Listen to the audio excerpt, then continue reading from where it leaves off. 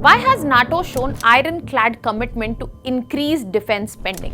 Are we looking at divergence in the NATO's interests between the transatlantic region? And when will Ukraine be included in NATO because the war began in Ukraine for this particular membership itself? NATO's summit of 2025 has just concluded in Hague, and they have signed up for an ironclad commitment to increase their defense spending and make sure that they are on the very same page throughout. Hello everyone, welcome to Vajiram and Ravi's Flash News. My name is Shubhangi Singh, and today we are going to understand the foundation of NATO, the members, their access in the Europe and how they are expanding, and we will also understand the key commitments in terms of decisions that they have taken in their summit in 2025. And we'll be also looking into the fact that why still Ukraine, which it is fighting a war for, has not been given a membership. So let us begin with understanding the foundation of NATO. So NATO, that is North Atlantic Treaty Organization, basically came up as a NATO, that is North Atlantic Treaty Organization, is a political and a military alliance which was established in 1949. Now the reason it was established, it was basically to safeguard the freedom and security of its members. Now, as simple as this statement seems, that was not the purpose.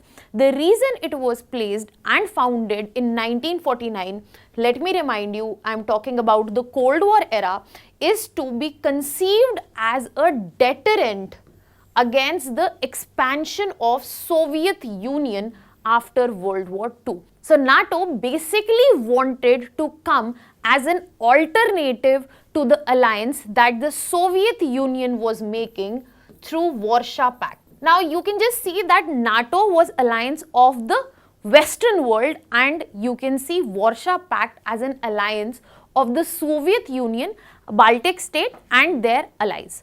Now this was founded in 1949, and back then it only had 12 original members from North America and Western Europe. When we are specifying Western Europe, the reason we are going for this specification is that the Eastern Europe, the Baltic states and Soviet Union, they were part of a different alliance, as I just said, the Warsaw Pact. Now, if we talk about this particular grouping, it might seem like that it is a military alliance, but it goes beyond that. It is more of an economic, political and military alliance, and it has survived the Cold War era, and it is pretty much existent in terms of their ambitions, in terms of their purpose till date.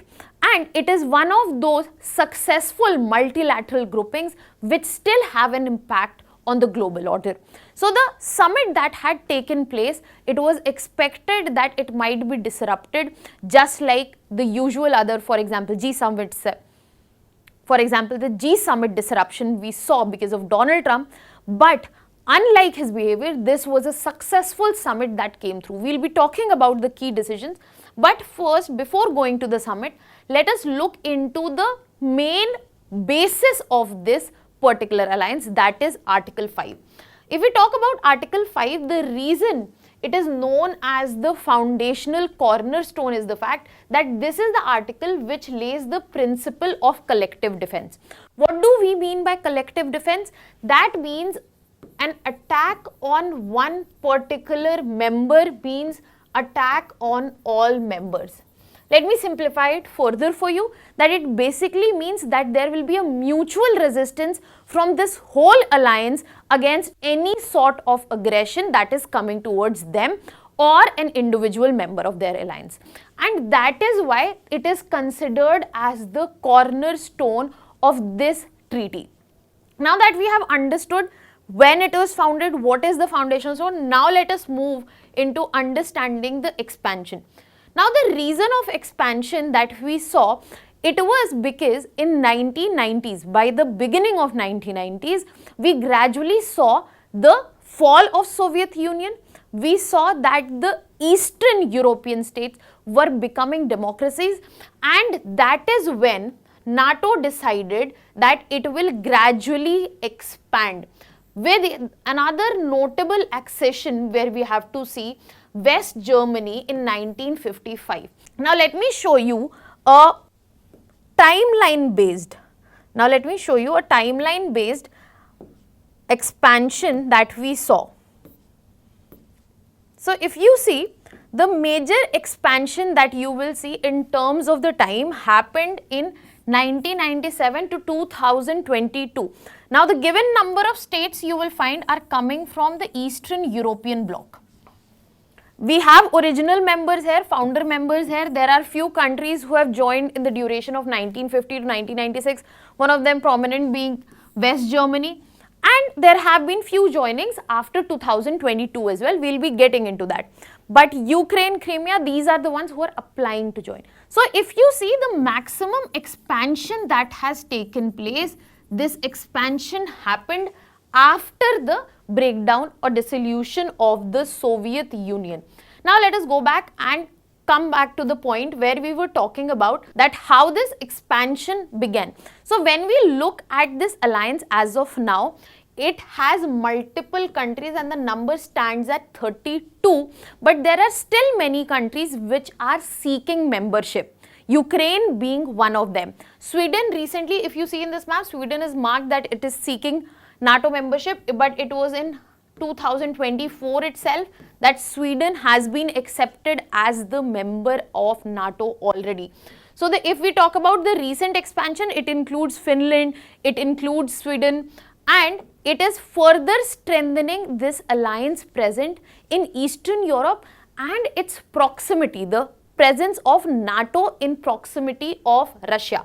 As I said, the major expansion has taken post-Cold War after the fall of Berlin Wall and when the dissolution of Soviet Union took place. Basically, that was the time where NATO saw an opportunity not to just expand but enhance its powers in terms of more members. And you also have to remember this Western Bloc when we are talking about. Basically, it focused on democracies and strengthening and protecting these democracies. So after the fall of Soviet Union, this was another major factor where we were seeing a change in the global order across. Now let us move and look at what is the current status. As I said, as present we find 32 member countries. That means it clearly demonstrates that it has endured relevance as well as adaptability in the changing geopolitical landscape, because when we are talking about this particular military alliance, it is looking at dealing with the newer ways in which it can be threatened or the global order can be threatened, be it cyber warfare, be it terrorism. Now, we will be moving on to understand the next pointer that becomes important for us is the defense spending. When I talked about Article 5, I said that it is the foundational cornerstone. When we are saying foundational cornerstone, I meant attack on one means attack on all. Now, if that is the scenario, that is why NATO sent a basic defense spending limit, and this limit was taken in form of a commitment that at least 2% of GDP of all the members should be spent on defense. So this target was given, and the NATO members have had a long-standing agreement that they have to do this. However, in recent times, we have seen certain NATO members failing to reach up to the given limit that has been provided by their alliance, and they have been rebuked by the big muscle of this particular alliance, that is US. So since Donald Trump does not like to align with multilateral organizations which are not in the favor of making America great again, so that is why Donald Trump was also a little iffy about NATO, because he said that America is the one, US is the one which is spending most amount of money and other members are shying away from their responsibility. So this was the major concern of this particular 2025 summit that took place. Now, if you can see the given map here, you will find that there are few marked countries which are spending less than 2% in red, and we can see certain countries in blue which are spending 2% or more. So the prominence of such countries was gradually increasing. They are contributing less, but the protection and security that they are getting from this alliance was equal. So that is somewhat that was seen as unfair, and this commitment was an important pointer in this particular summit itself. So if we look at the members who have fallen short of this commitment, Spain being one, and Spain has been reiterating that where Trump is asking for increasing the spending to 5% of GDP, Spain has been very clear that it might be counterproductive, but there are many nations including Italy, Portugal, Canada, which have fallen short of the target that was given 2% in the year of 2024. Now, in this particular summit, there has been a clear commitment on that we will at least fill up the target that we have been given, and there is further push to increase it. Now, in recent times, we will find that if we look at the historical context of this, we have to understand for the most of the years, several states or several members of this alliance have struggled to meet this target. That is why there have been concerns about the burden sharing, particularly, as I said, from United States. However, the increasing trend that we are talking about, this has happened because of Russia. Russia invaded Ukraine. That means NATO's European front is in danger. And this situation has seen a significant shift because of Russia's full-scale invasion. This also was a worry when Russia annexed Crimea, but once Russia invaded Ukraine in 2022, European order understood that it becomes important that we are in this alliance, and if this alliance is not serving our purpose, we should look into other means also. So French President Emmanuel Macron also considered raising an European order or European military alliance where they can make sure that they are secure. So the recent trend that we are seeing is to protect themselves. The recent push in terms of increasing spending comes from herein. In the recent summit itself, the members have not only promised to fulfill the target of 2%, which is the fundamental basis of their membership, but also they have committed to an average of 5% increase. So you have to understand that they will increase their spending by 5%. This has been committed, and this is broken into two parts. 3.5% goes into defense spending, 1.5% goes into better technology. So as we have seen already by 2004, a record of 23 out of 32 NATO allies, they were expected to meet or exceed 2%. Only 9 members, the list we have just seen, they have not met the numbers, and we are planning, and this alliance is planning to change the situation, and that is why in this particular summit, some special final direction in terms of defense and deterrence have been taken, which we will be discussing in the end. Now let us move to a very important question, that why Ukraine is still not a member of NATO. The reason Ukraine is fighting a war that it wanted a NATO membership. So we have to understand that what happened that Ukraine is still not a NATO member. So basically Ukraine has always been interested, and it has shown a very strong desire to join this alliance, especially to protect itself from Russian annexation, and this aspiration of Ukraine is part of their constitution itself, because they understand that it becomes vital for their existence that they are protected against the Russian aggression. And what better to protect them against this particular aggression than a US-led military alliance. So Ukraine has always been interested, and it has been reciprocated by NATO as well. So there has been reciprocation also, because of which this war basically began. 2023 we have Finland, 2024 Sweden. They are not problem because they are in Eastern Europe. Ukraine literally is bordering with Russia. If a NATO country is on the border of Russia, it becomes a threatening situation. So this was the pretty much reason given by Russia that this war had begun. But NATO till date has not given membership. What is the reason? So there are three primary reasons. The first reason is definitely the cornerstone of Article 5. That means if Ukraine is already part of the war and Ukraine becomes the member, that means every other member, 32 members part of NATO, they are also part of this war now.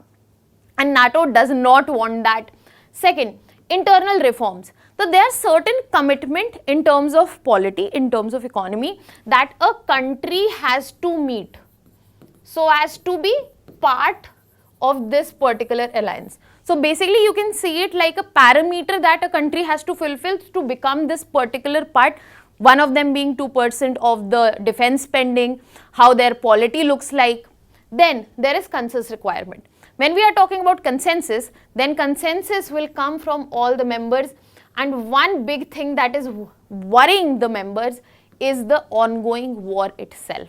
So because of these reasons, there is still no commitment to Ukraine. It has only been said that it is a possibility in the long term, it might be seen, but no commitment has been given, at least till the war is going. And as I said, the major reason still stands to be the Russian opposition.